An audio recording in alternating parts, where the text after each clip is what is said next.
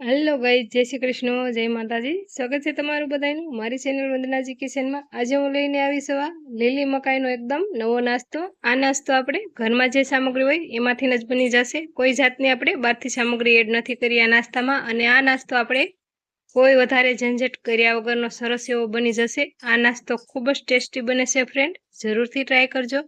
ઉપરથી સરસ એવો ક્રિસ્પી અને અંદરથી રૂ જેવો મુલાયમ બને છે। નાસ્તો બનાવવા માટે આપણે આ રીતનું એક વાસણ લીધું છે। એમાં આપણે રવો એડ કરીશું, 1 વાટકો। મેજરમેન્ટના માપથી ગણો તો આ મેં 1 વાટકો રવો લીધો છે।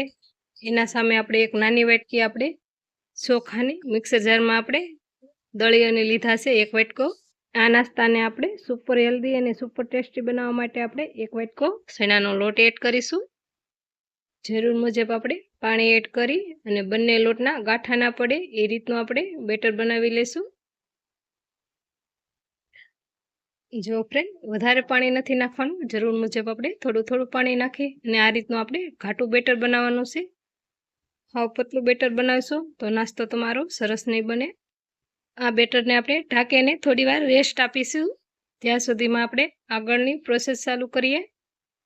500 ગ્રામ આપણે મકાઈ લીધી છે, જે અમેરિકન મકાઈ આવે એ લીધી છે। અને 4 નંગ આપણે મરચાં લીધા છે અને એક મોટો ટુકડો આપણે આદુનો લીધો છે। બધી વસ્તુને આપણે સંભાળી લેશું। આ રીતનું આપણે એક મોટું વાસણ લીધું છે, આમાં આપણે ડોડાના બિયા અલગ કરીશું। આ રીતે આપણે શાકાથી ડોડાના બિયા અલગ કરી લેશું। આ રીતે આપણે શાકા વડે સુધારીશું એટલે સરસ એવા આપણા ડોડાના બિયા અલગ થઈ જશે। જો ફ્રેન્ડ આ રીતે હું બધા ડોડાના દાણા અલગ કરી લઈશ। મરચાં અને આદુ પણ આપણે સરસ એવું સુધારી લીધું છે। મકાઈના દાણાને આપણે મિક્સરમાં ગ્રાઇન્ડ કરવાના છે, એટલે આપણે મિક્સર જાર લઈશું।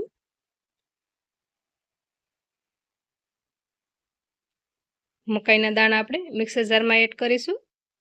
મકાઈના દાણા સાથે જ આપણે આદુ અને મરચાંને પણ ક્રશ કરવાનું છે, એટલે એને પણ આપણે મિક્સર જારમાં એડ કરી દઈશું। જો ફ્રેન્ડ આ રીતનું મેં બધું ક્રશ કરી લીધું છે। હવે ફ્રેન્ડ પલાળેલું આપણે બેટર ચેક કરીશું।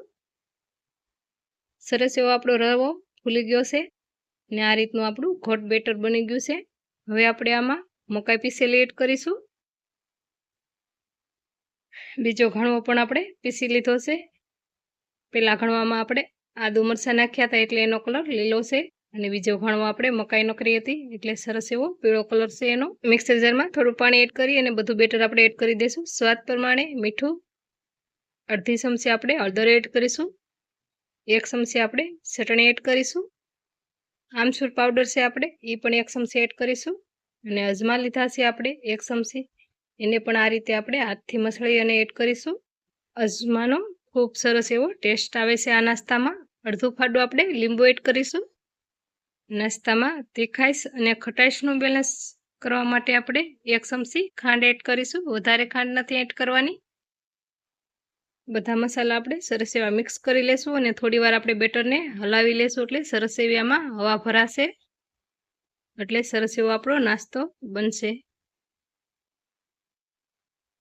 આ રીતનું આપણે કઠણ બેટર રાખવાનું, ચમચીથી આપણે પાડવું એટલે આ રીતનું પડવું જોઈએ। હાવ ઢીલું બેટર આપણે નથી રાખવાનું। ગેસ ઓન કરી અને લોઢી મૂકીશું। તમે કોઈ પણ લોઢી લઈ શકો છો। અહીંયા મેં આ નોન સ્ટિકની લોઢી લીધી છે, એમાં આપણે જરૂર મુજબ તેલ આ રીતે ફેલાવી દીધું છે। હવે આપણે આમાં બેટર એડ કરીશું।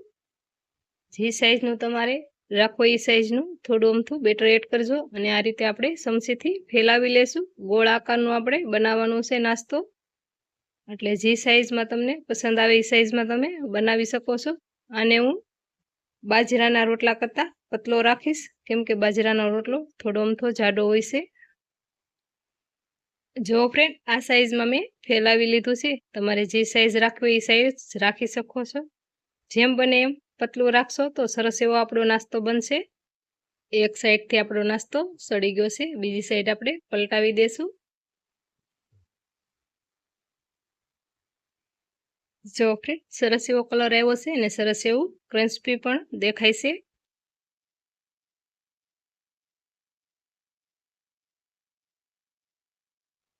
આ નાસ્તાને આપણે બંને સાઈડ પલટાવીને ક્રન્સ્પી એવો કરી લેશું. અંદરથી સરસ એવો પોસો રહેશે અને ઉપરથી આપણે ક્રન્સ્પી કરવાનો છે.